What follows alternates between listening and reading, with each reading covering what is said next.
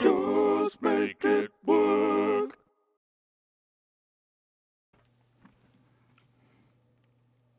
So, the injector and decoupling element were delivered. As you can see, the courier's made a great job of launching it with such force to manage that.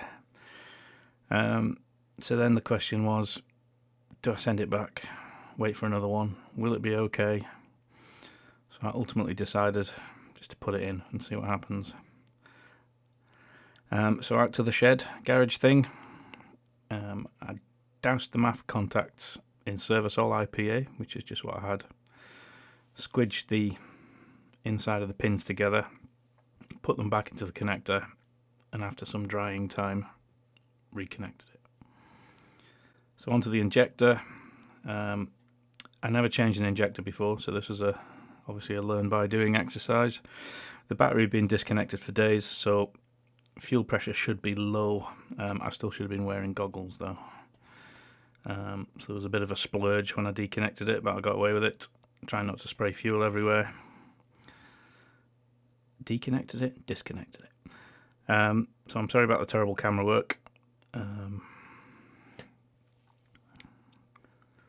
So I disconnected the fuel line from the rail to the injector, undid the returning clamp thing, and set about trying to remove it using the official BMW tool. It wasn't going back in, so I didn't need to be too worried about being too careful with it. At the same time, I didn't want a stuck injector tale of disaster on my hands. I eventually got it out. It was an Index 11, so that's okay. There's a PTFE seal on the tip, which you need to renew if you're going to reuse an injector. A new injector comes with this cap. So once removed, you need to fit it within 5 or 10 minutes as the seal will expand. So new one in.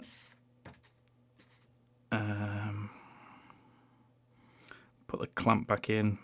Struggled with my fat hands, obviously. Reseated everything by hand, so it's settled, positioned properly. 30 newton meters on the clamp, 23 newton meters on the fuel line. My torque wrench is junk, so you have to keep jiggling it just to get it to keep working, which is ideal, obviously. Replug the electrics, and then just wanted to run it for a bit to check for leaks before putting all the clobber back on. So I reconnected the battery. This is where the fun bit comes in. You need to code the new injector to the DME to tell it about the flow rate or fuel delivery parameters or something like that. There's a link in the description to where you can find the software, and there's also a link to a video made by a gentleman in Finland of going through the process with some fat beats. The code's on the injector, so you need to make sure you make a note of it before you put it in the car. What threw me off is the code you input and write to the DME comes back slightly differently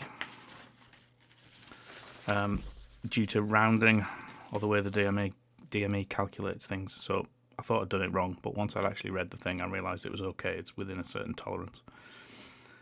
So I forgot to film at this point, as I was rapidly running out of time. It was going to get dark. It was freezing cold, so sorry about that.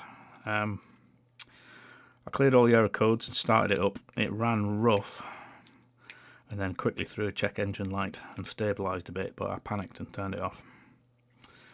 Oops. So then the thought processes start.